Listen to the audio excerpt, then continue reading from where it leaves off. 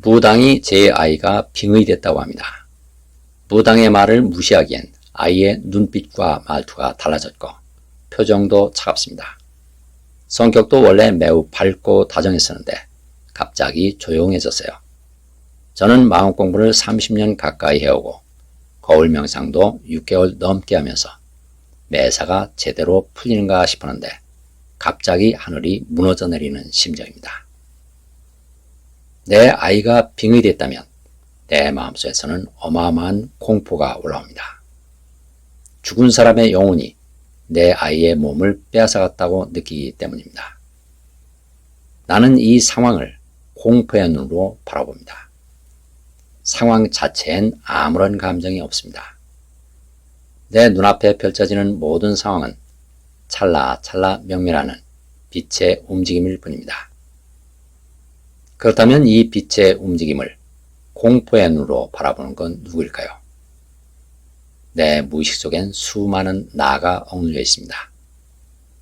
공포에 떠는 나, 버림받은 나, 열등한 나, 무능한 나, 수치스러운 나, 우울한 나.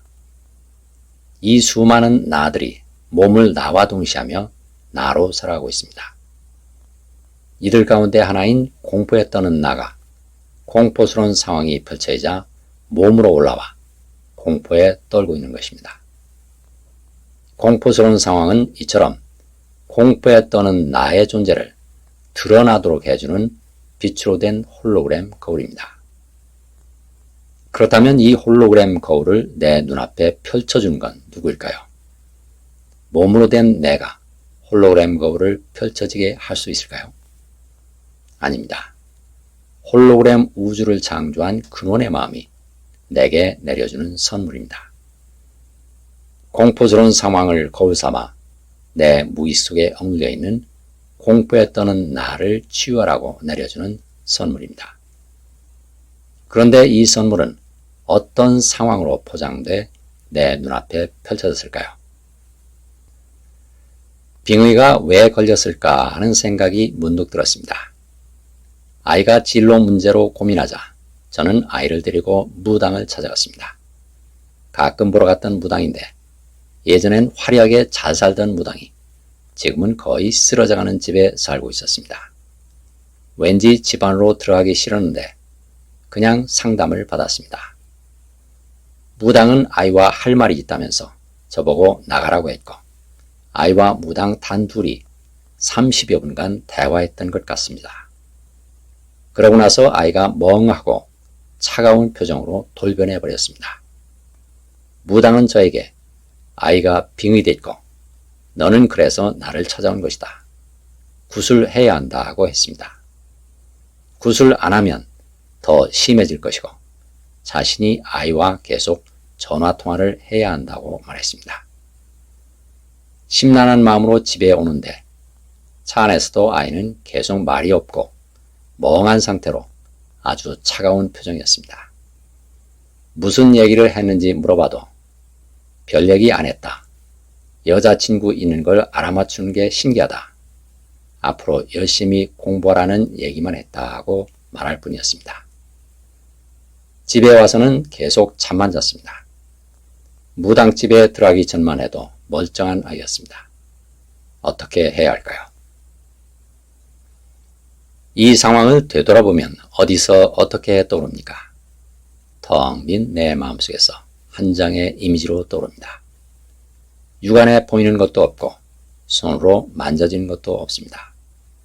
그 상황은 텅 빈 내 마음속의 이미지로 사라졌습니다. 하지만 내 아이가 빙의됐다는 공포는 여전히 남아있습니다. 내가 공포에 떠는 나를 여전히 나와 동일시하며 공포의 눈으로 그 상황을 되돌아보기 때문입니다. 내일 아침 내가 아이와 마주하는 상황을 떠올려보면 어디서 어떻게 떠오릅니까?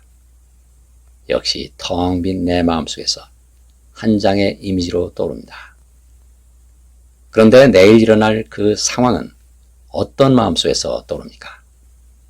역시 공포 속에서 떠오릅니다. 왜 공포 속에서 떠오를까요? 내가 공포에 떠는 나를 여전히 나와 동시하며 그 상황을 공포의 눈으로 바라보기 때문입니다.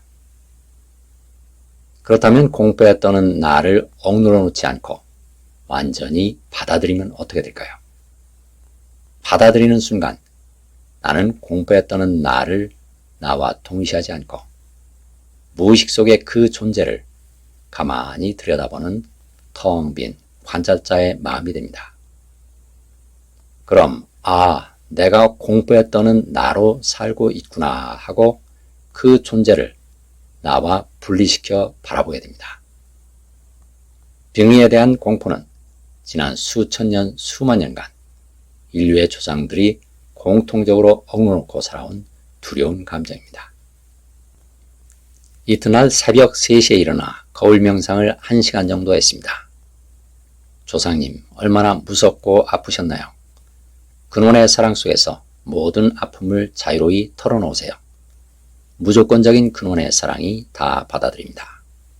제 아이의 아픔도 함께 받아들입니다. 라고 꾸준히 말해보았습니다. 어머니를 모시고 여행 중이었기 때문에 리조트에서 현관 거울 앞에 앉아 거울 명상을 했습니다. 명상을 하면서 오른쪽 눈을 다친 얼굴이 보인가 싶더니 사라졌습니다. 그리고 뭔가 시원한 느낌이 들었습니다. 낮에 아이에게 전화해보니 아이는 계속 자고 있었습니다. 불안한 마음으로 여행을 마치고 집으로 돌아와 보니 아이는 여전히 자고 있었습니다. 자고 있는 아이의 손을 잡고 엄마는 너를 사랑한다. 엄마가 무당에게 데려가서 정말 미안하다. 엄마는 너를 정말 사랑한다 하고 속으로 얘기하고 있었는데 그렇게 얘기할 때마다 깊은 잠에 빠진 아이가 눈을 뜨고 저를 쳐다보는 것이었습니다. 아이의 무의식이 제 말을 알아듣고 반응한 것 같았어요. 저는 계속 손을 어루만지며 사랑한다고 얘기했어요. 잠시 후 잠에서 깨어난 아이는 정말 신기하게도 예전의 아이로 돌아왔습니다. 엄마와 산책을 가고 싶다. 내 비밀번호는 엄마의 이름이다. 엄마에게 피아노를 배우고 싶다고 말하는 등 다시 다정하고 따뜻한 아이로 돌아왔습니다. 아이가 하루 만에 다시 돌아왔다는 걸 확연하게 알겠더라고요. 정말 놀랍습니다. 앞으로 무당을 찾아가는 일은 없을 것 같습니다. 빙의됐던 아이가 하루 만에 멀쩡한 아이로 되돌아왔다는 사실은 무엇을 말해줄까요? 빙의는 실제로 존재하는 게 아니라 내가 잠시 공포를 억누르고 있는 동안에만 존재하다가 받아들이면 사라지는 빛의 환영임을 말해줍니다. 환영이 아니라면 내가 받아들여도 사라지지 않아야 합니다. 그렇다면 공포라는 감정은 어떨까요? 무시무시한 공포도 역시 내가 잠시 억누르고 있는 동안에만 존재하다가 받아들이면 사라지는 빛의 환영입니다. 환영이 아니라면 내가 받아들여도 여전히 존재해야 합니다. 그렇다면 내 몸은 어떨까요? 어릴 때 내 몸은 어디로 사라졌습니까? 어제의 내 몸, 오늘 아침의 내 몸, 1초 전에 내 몸은 어디로 사라졌습니까? 1년 뒤에 내 몸은 어디에 존재합니까? 하루 뒤에 내 몸, 1시간 뒤에 내 몸, 1초 후에 내 몸은 어디에 존재합니까? 내 몸도 내가 나와 동시하는 동안에만 존재하다가 사라지는 빛의 환영입니다. 이렇게 빛으로 된 환영의 세계를 만들어 자신의 마음속을 들여다보는 건 누구입니까? 텅 빈 근원의 마음, 근원의 빛입니다. 내 몸도, 내 아이도, 감정도, 빙의도, 다른 모든 상황도 죄다 근원의 빛이 연출해내는 빛의 움직임입니다. 그래서 거울 명상 중 감정을 받아들이면 감정이 사라지고 빙의를 받아들이면 빙의가 사라집니다. 거울 명상 중 명멸하는 내 몸도 인생 수업이 끝나면 역시 근원의 빛 속으로 사라집니다. 내 아이가 빙의되는 공포스러운 상황도 받아들이고 나서 되돌아보면 빛 속으로 사라졌음을 알게 됩니다. 내 눈앞에 펼쳐지는 모든 상황이 나 자신을 근원의 빛으로 돌아오도록 하기 위해 근원의 빛이 내려주는 선물임을 알게 됩니다. 작은 치유 사례도 많은 분들에게 큰 도움이 될 수 있습니다. 사연을 보내줄 곳은 swkim1217@naver.com입니다. 감사합니다.